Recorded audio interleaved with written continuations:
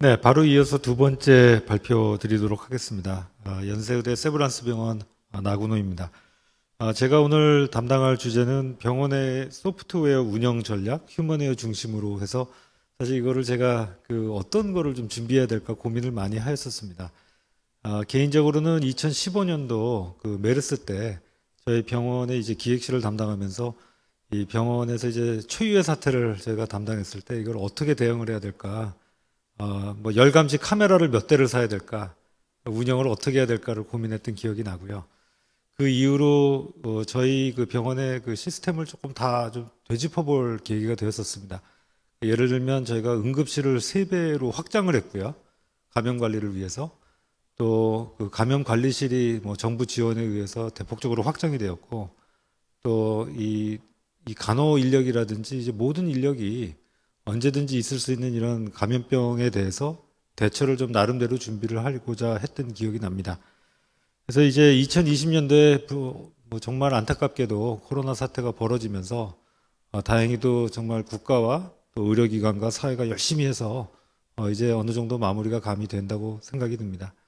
그래서 저희 병원에서의 시스템적인 소프트웨어적인 하드웨어가 아닌 방법, 그리고 휴먼웨어, 결국은 모든 일이 저희 의료인들이 하는 일들이기 때문에 어떻게 이것을 이제 준비하고 대응을 해야 될까, 그 두 가지 이슈에 대해서 한번 공부를 해보았습니다. 그래서 시스템 자체가 좀 변화하고 있다. 이것은 뭐 신종 플루 때부터 그다음에 또 메르스, 이제 코로나까지 쭉 계속 이어지고 있는데요. 감염 관리를 주로 하시는 박사님들의 이제 의견을 보면 결국 또 올 것이다. 5년이나 10년 안에 지금 코로나보다 더 위험한 일들이 벌어졌을 때 과연 어떻게 할 것인가 라는 고민이 있고요. 그다음에 그거를 대비하기 위해서 결국 우리가 할 수 있는 가장 큰 일은 사람을 어떻게 키울 것인지, 의료원을 어떻게 육성해야 될지를 고민을 하였습니다. 시스템 자체는 그럼 어떻게 변화하고 있느냐, 간단히 조금 포괄적인 내용을 말씀드리면, 뭐 물론 뭐 다루고 있는 우리 정부 정책, 사회 시스템, 또 대비, 그다음에 의료 시스템의 변화가 있겠습니다. 그래서 정부 정책은 뭐 저희 이제 병원계 쪽으로만 좀 바라본다면 아마 저희가 이제 관심 있을 부분은 디지털, 비대면 혁신 기술의 연구 개발이 아마 본격화될 것이다. 그다음에 또 일자리 창출에서 바라봤을 때 대기업보다는 아무래도 중소기업 기반이 되는, IT 기반이 되는 그런 R&D 사업의 기회가 확대가 될 것이다. 여기에 이제 이 파트너로서 의료기관, 저희 병원협회 회원 병원들이 다 인볼브가 될 것이고요. 그 다음에 신사업 기술 개발 투자가 아마 또 이루어질 것이다. 그래서 저희 병원들은 이제 미래를 예측해 봤을 때 이 3가지 분야를 한번 같이 고민을 해보았으면 좋겠습니다. 그 다음에 이제 두 번째는 이제 재난 관리죠. 뭐 요번에 이제 다른 국가에서도 마스크를 어떻게 사재고 N95 마스크가 어떻게 되고, 저희가 처음 들어봤던 N94, 뭐 N80 마스크들이 이제 나왔는데요. 그런 보건의료원 마스크를 어떻게 알로케이션을 할 것이냐, 또 외피용 살균 소독제, 저희가 대한민국에는 지금 뭐 지나가는 개도 손소독제를 들고 다닌다는 얘기까지 있을 정도로 엄청난 지금 투자가 되어 있는데, 과연 이런 것을 어떻게 할 것인가 앞으로. 그다음에 주택은 그럼 또 어떻게 할 것이냐. 저희들 우리나라에서 있었던 일은 아니지만 다른 나라에서 보면 이제 주택 내 감염이 또 많았습니다. 가정 내 감염, 이런 것들은 앞으로 그럼 어떻게 할 것이냐. 그다음에 저희가 이제 해봤던 감염 질환자들을 어떻게 격리할 것이냐, 또 이재민들은 또 어떻게 할 것이냐. 일례를 들어보면은 저희 교수님들 중에 많은 분들이 이재민 생활을 하셨었어요. 최근에 어떤 일이 벌어지나 봤더니 외국에 나가 있는 자녀분들이 이제 들어오면서 이제 집집마다 다 고민을 하신 겁니다. 그래서 많은 분들을 보면은 뭐 2주 동안 호텔에 계시다가 이제 오시는 분들이 많았어요. 자신의 가정은 외국에서 온 자녀와 이 가족들을 위해서 이제 내어주시고 본인은 이제 나와 있는 경우, 이런 일들도 사실은 뭐 리소스가 있으니까 가능했지만 대단위로 이런 일이 벌어졌을 때 과연 이재민을 어떻게 처리할 것인가 라는 문제도 있을 수 있다고 생각해 보았습니다. 사회 시스템의 일환으로 저희 병원계를 바라본다면 너무나 많은 부분들이 이제 급격히 변화하고 있습니다. 아마 예측하기도 힘들 정도로 급격한 변화들인데요. 반강제적이라는 거죠. 저희가 원치 않아도 이제 해야 됩니다. 어쩔 수가 없습니다. 돈의 문제가 아닙니다. 뭐 비용 대비 효과, 뭐 이게 투자의 밸류가 있느냐, 이런 게 아니라 의료기관이 생존하기 위해서 어쩔 수 없이 수반이 되어야 될 그런 투자들이 이미 어느 정도 저희 예산에 앞으로 향후 투자에 반영이 되어 있어야 될 것인 거고요. 이런 것들이 이제 이번에 큰 계기가 돼서 자연스러운 사회적인 스탠다드의 변화로 이루어질 거라고 생각을 합니다. 앞서서 홍 교수님께서 말씀 주신 대로 보건정보의 등장이 되겠죠. 그래서 아까 자유를 이제 제한하는 게 과연 옳은 일이냐. 근데 요번에 이제 제가 배운 내용은 메르스 사태 이후로 예방의학과나 또 질병관리본부 여러 이제 선각자들께서 저희 그 법령을 다 개정을 해 놓으셨던 거죠. 그래서 이 지금 감염자를 추적하고 또 이거를 공표하고 이런 것들이 이미 사전에 입법 활동으로서 정리가 되어 있었던 유일한 국가였기 때문에 이런 것들이 저희 대한민국에서는 가능했던 겁니다. 또 반대쪽에서는 2015년도에 메르스 때 이 진단검사의학과에서는 이사장 주도로 앞으로 이거를 RT-PCR을 어떻게 할 것인에 대해서 미리 준비를 다 했던 겁니다. 그래서 오늘 우리가 이제 방역 선진국으로 나타날 수 있었던 그런 착실한 준비 과정들이 있었기 때문에 오늘날의 결과가 있었던 거지. 이런 것이 어느 날 갑자기 저희가 희망하는 대로 이제 외청으로 승격을 하고 보건복지부가 복지부가 되고 보건부가 되고 이런 걸 떠나서 앞으로 우리가 미래를 어떻게 예측하고 정부와 입법부와 또 우리 사회를 어떻게 좀 제안을 드리고 리드하는 것이 더 중요해진 시점이라고 감히 생각합니다. 또 밸류 체인도 있습니다. 이게 사실은 저희랑 조금 무관할 수도 있지만 중요한 내용들은 이제 리쇼어링이 된다는 거죠. 특히 지금 아마 유럽과 미국의 많은 그 매뉴팩처링 부분이 중국 기반에서 아마 베트남이라든지 다른 그 비중국권 매뉴팩처링 센터로 옮겨지거나 자국 내 국가로 이제 옮겨지는 그런 아주 큰 모멘텀이 된다고 생각을 합니다. 그럴 때 이제 어떻게 할 것이냐. 저희 그런 그 시스템의 일환으로 병원계도 그러면 어떻게 우리가 그것을 준비해야 될 것이냐라는 것도 중요한 이슈라고 생각합니다. 아마 가장 저희한테 뼈저리게 와닿는 부분이 이런 걸 겁니다. 아마 그 최근에 그 수십만 건의 원격 진료가 이루어졌는데요. 한 건의 부작용도 아직 보고가 된 건 없습니다. 그러나 이제 이런 것들을 어떻게 그러면 안전하게 저희 의료계가 비대면 서비스를 확보를 할 것이냐. 이미 답은 있습니다. 금융권이라든지 게임이라든지 온라인 쇼핑이라든지 대한민국이 지금 전 세계에서 40% 이상 그 커머스를 온라인으로 하는 유일한 국가인데요.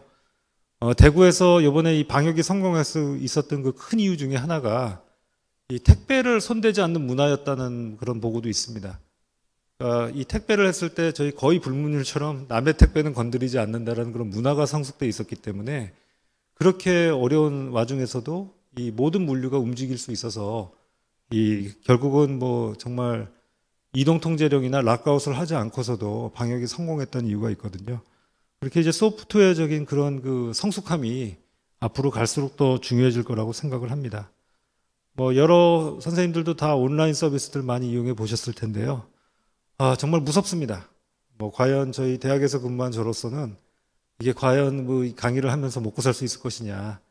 왜냐하면 저희가 지금 강의가 다 업로드가 돼 버렸습니다. 제 강의가 냉정하게 다른 대학 교수님의 동일 강의랑 평가를 받게 됐습니다. 학생들한테. 이랬을 때는 이제 어떻게 해야 될 것이냐. 앞으로 이제 비록 한국에서만 강의가 이제 보는 게 아니겠죠. 왜? 유튜브는 자막이 달립니다. 그렇기 때문에 미국의 강의나 다른 강의들을 다 들을 수 있기 때문에 우리 이제 대학 사회, 병원 사회를 떠나서 의과대학 사회도 좀 엄청난 이제 변화에 이제 그 돌입을 하고 있다라고 생각을 합니다.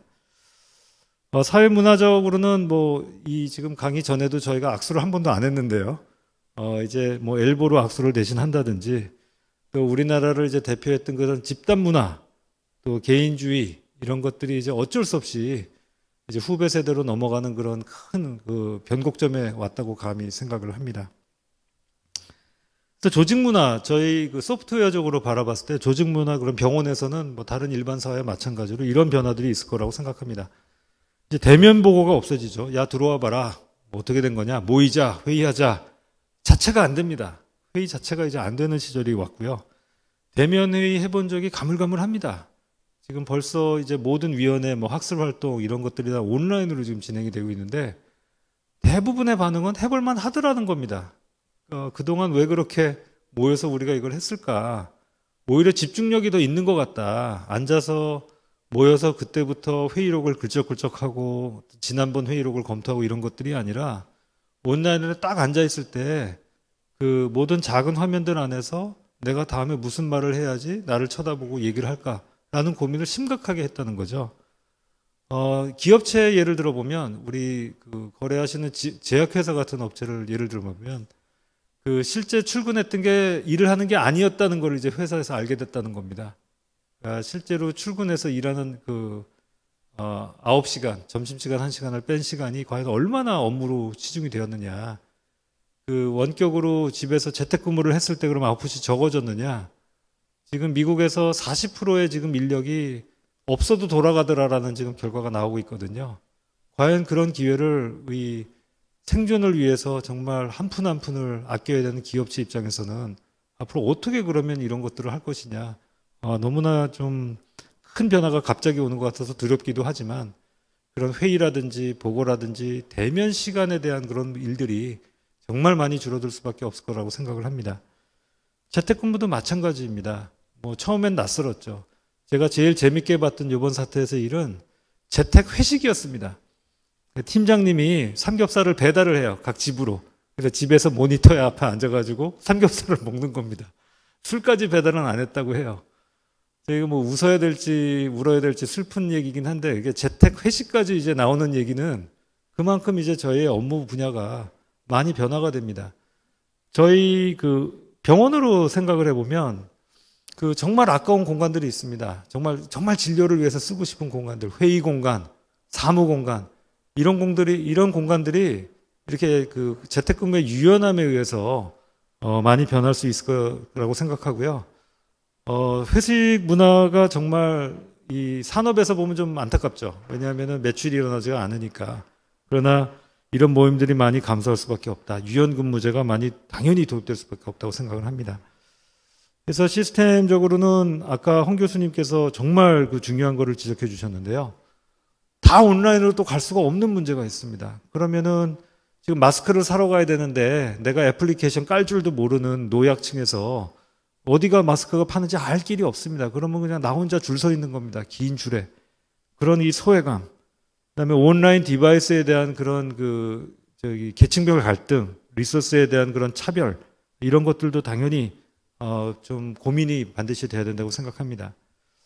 그래서 이제 시스템, 소프트웨어와 휴먼웨어로 그럼 어떤 거를 우리가 대비를 해야 될까 조금 고민을 해보았습니다. 신종플루 때와 코로나를 한번 비교를 해봤습니다. 저희 그 사무국에서 제안을 받은 내용인데요. ERP 그룹웨어를 그 모바일로 해달라는 요청을 최근에 받았습니다.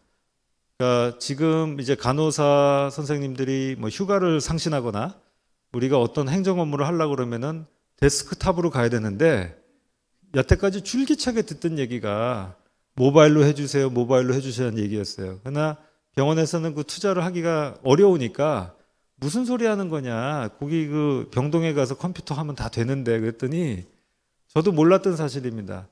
지금 30대 미만의 젊은 그 세대는 데스크탑이라는 게 낯선 거예요. 모든 게 다 모바일입니다. 왜? 학교 다닐 때도 랩탑 들고 다녔고요. 그 다음에 어디에 뭐 PC방 가서 뭘 해본 적이 없어요. 그러니까 항상 집에서도 유튜브 보고 있었고 다니면서 무슨 일을 하고 있었기 때문에 모바일 말고 무슨 뭐 총무과에 가서 내가 인사에 대한 무슨 업무를 하고 이런 것들을 해본 적이 없는 세대라고 합니다. 그런 것들이 이제 아마 변하게 될 것 같고요. 2009년만 해도 VPN이라 그래서 가상 통신망이 많이 확대가 되어 있지 않았었습니다. 그러나 오늘날 2020년도에 재택근무가 그렇게 가능해졌던 이유는 5G로 대변되는 그런 그 온라인 액세스가 확보가 되어 있고, 그 다음에 VPN을 떠나서 가상 이제 데스크톱이 이제 어디에서나 액세스가 되는 시절이 왔기 때문에 이런 업무가 이제 가능해졌다고 생각합니다. 그러면 우리 의료 산업은 어떻게 될 것이냐? 택배 업체처럼 뭐 단기 급증을 하는 그런 사업은 아니고요. 저희는 아마 유형 1에 해당한다고 생각합니다. 단기 하락 후 점진적 회복이 되고자 합니다. 그러나 이제 걱정되는 거는 뭐 회복을 단기 하락 후에 올라가는 것 하다가 다시 내려갈까 봐, 그 유형 2가 될까 봐 걱정이 되고요. 그러나 이제 저희 쪽에서 아마 유형 3나 4가 되기는 좀 단기적인 급등을 바라보기에는 어려운 산업군이 되지 않나 생각합니다. 그래서 위협을 좀 이렇게 나눠보면요. 이거는 각 병원에서 같이 고민을 좀 해봐야 될 그런 소프트웨어적인 일들입니다. 사업장이 폐쇄가 되면 어떻게 될 것이냐. 대중교통이 운영이 안 되면 어떻게 될 것이냐. 그 다음에 가족 돌봄이 그 필요한 직원들이 대량 발생하면 어떻게 될 것이냐.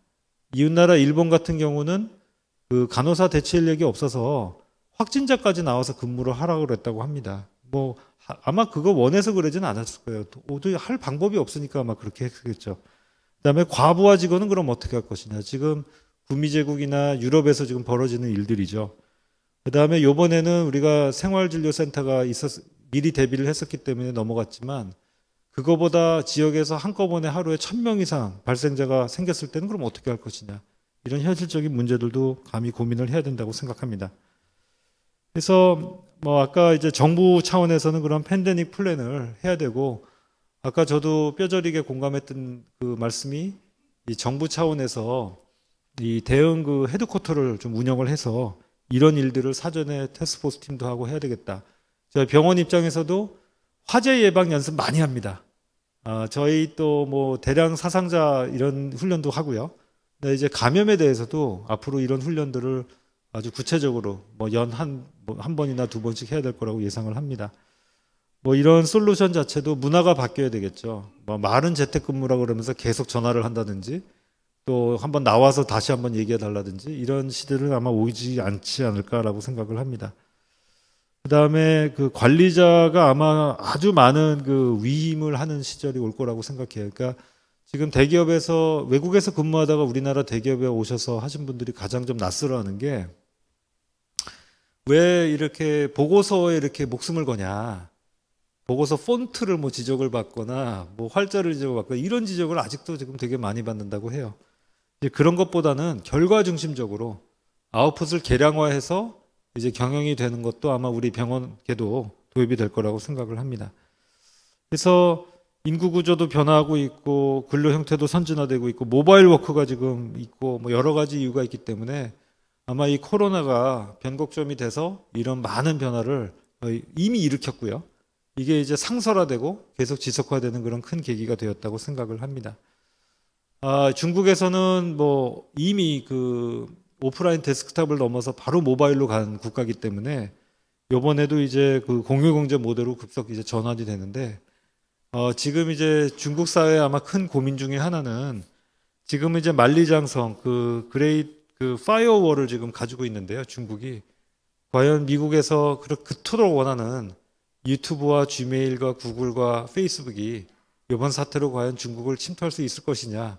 그 화웨이를 그렇게 미국에서 막았던 것이 글로벌하게는 그러면 결국은 중국을 하나의 그런 그 테리토리로 한 4분의 1을 가져가고 나머지 모든 국가가 또 미국 그 유럽 산하에 좀 뭉치는 예전에 그 구냉정 체제로 들어가지 않을까라는 고민도 듭니다. 사실은 뭐 우리 의료랑은 직접적인 관계가 없을 수 있지만 수많은 비즈니스가 중국과 미국 사이에서 움직이는 우리나라로서는 또 거기서 매출이 일어나서 결국 저희가 그 서스테인하는 의료계의 입장으로서도 상당히 한번 고민해 볼 만한 이슈인 것 같습니다. 그래서 모든 위기는 역시 역설적으로 기회입니다. 저희가 이번에 진단검사의학 선생님들 덕분에 정말 많은 큰 위기를 넘길 수가 있었는데요. 그런 혁신의 기회가 되는 것 같고요. 디지털 혁신과 공공망 최적화를 저희들도 이제 고민을 해야 될 것 같습니다. 다행히도 미세먼지 때문에 저희가 마스크 산업이 일부 살아있어서 이번에 잘 넘길 수가 있었는데요. 저희 병원에서도 레이셔나에 빠지고 나서부터는 뭐 수술실에 이제 마스크가 없었던 건 1번인데 최근에 저희가 다 봉착한 문제는 이 말레이시아로부터 이제 글러브가 못 들어오니까 수술실 장갑이 이제 모자르기 시작했습니다. 그러니까 이런 글로벌 사업체에서도 어떻게 우리가 그럼 준비를 해야 되느냐라는 것까지 이제 고민을 해야 되는 입장에 처했습니다. 자, 마지막입니다. 그래서 간단히 저희 그 시스템 변화와 휴머웨어를 좀 말씀드리겠습니다. 그래서 지금 컨트롤 타워를 중심으로 하는 그것도 있지만 결국은 각 조직들이 애자일하게 각자 바로바로 디시전을 내릴 수 있는 탈집중화된 그런 헬스케어가 필요하지 않겠느냐. 아까 각 중앙정부 차원이 아니라 지자체별 혹은 뭐 저희 병원으로 친다면은 각 부서별 뭐 저희 그 병원 컨트롤 타워가 아닌 데서 하는 것. 또 이번에 마스크 때도 저희가 유용하게 썼듯이 그 DUR 시스템이 앞으로 이제 한 그레이드 더 업그레이드 되는 거. 전화 처방 원격 모니터링. 지금 일본에서 조금 이따 말씀드리겠지만 여러 가지 지금 시도되는 아이디어들이 있습니다. 그래서 이런 것들이 말로만 하던 그 3년 전 그 알파고 이후에 우리가 말로만 느끼던 것이 이제 현실로 저희 우리들한테 병원업계도 다가왔다고 생각을 합니다. 그래서 이런 것들이 그 아마 조금 일본 같은 경우는 바로 이런 일들이 벌어지고 있다고 합니다. 그 온라인 진료 대상이 재진에서 초진으로, 초진부터 온라인으로 하자. 그다음에 만성 질환에서 알레르기나 폐렴이나 감염을 일으킬 수 있는 질환으로 좀 옮겨보자. 왜냐하면 이건 다 선별진료로서 오셔야 되는 것들이거든요. 이런 것들을 바꾸는 거. 그다음에 의약품 택배를 하자. 이미 아마존에서는 뭐 지금 CVS도 인수하고 택배회사도 인수했거든요. 그러니까 이제 이런 그 생태계를 구축하자. 우리나라에서도 뭐 쿠팡이라든지 이런 선도업체들에서 이런 것들도 혹시 라이센스를 사서 고민할 수도 있다고 감히 생각합니다. 이미 전화 처방이 한시적으로 됐는데 그럼 그 넥스트 스텝은 과연 무엇일까? 저희가 의료계에서 언제까지만 반대하기도 조금 어렵지 않을까라고 감히 생각하고요. 그런 비판을 나름대로 수용하는 창의적으로 사회 전반이 발전할 수 있고 우리 의료계가 발전할 수 있는 방법이 무엇인가를 고민을 해보았으면 좋겠습니다. 그래서 앞으로 계속 발전할 겁니다. 디지털 헬스가 결국은 오늘 코로나 사태에 의해서는 비대면 헬스라고 저는 표현하고 싶습니다. 그러니까 병원에 오지 않고 모니터링이 되고 처방이 되고 진료가 이루어지는 그런 헬스가 아마 될 것이고요. 기술이 없어서가 아닙니다. 이제 심정적인 배리어가 무너졌기 때문에 또 사회적인 공감이 이루어졌기 때문에 우리가 싫든 좋든 어떤 형태든지 간에 이쪽으로 갈 수밖에 없다라고 생각이 듭니다. 예를 들어 보겠습니다. 우리 양지병원에서 뭐 멀티스루, 이 워크스루 그 시스템을 이제 개발을 하셨었고요. 그다음에 아산병원에서는 그 AI를 이용한 그 손 워싱이 제대로 됐는지를 분석하는 시스템을 고안을 해주셨고, 또 명지병원에서는 ITX M2M과 함께 비대면 의료 플랫폼 개발을 이미 시작을 다 하셨습니다. 그래서 해결하는 거는 뭐 여러 가지 이슈들이 있겠죠. 이게 아마 이 이슈들은 앞으로 10년 후에도 있을 이슈들이라고 생각합니다. 그런 부정적인 이슈, 대중의 부정적인 이슈도 있지만 저희 의료 종사자들의 부정적인 이슈, 그다음에 과연 의료의 질이 보장이 될 수 있을 것이냐. 경제적인 이해관계가 당연히 중요합니다. 어떻게 그런 보상을 할 것이냐. 그다음에 아까 주신 대로 의료 정보에 액세스하기가 힘든 계층은 과연 그럼 어떻게 페어하게 액세스를 보장을 할 것이냐. 취약계층은 어떻게 할 것이냐라는 그런 논의들을 해야 될 것으로 예상합니다. 마지막으로 휴먼웨어, 결국은 사람에 대해서 몇 가지 단편적인 말씀만 드리고 마치도록 하겠습니다.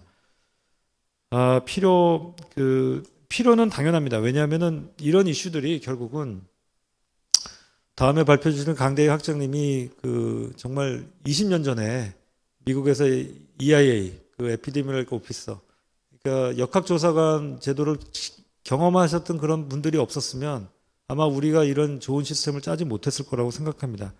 그래서 미래를 앞서 보고 앞으로 5년, 10년, 15년 동안 어떤 그런 의료 인력들을 그러면 구축할 것이냐라는 고민을 다 같이 해야 될 거라고 생각을 하고요.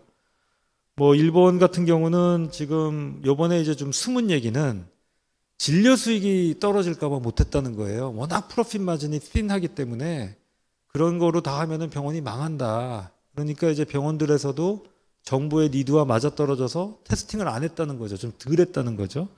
그래서 최근에는 2배로 올리자.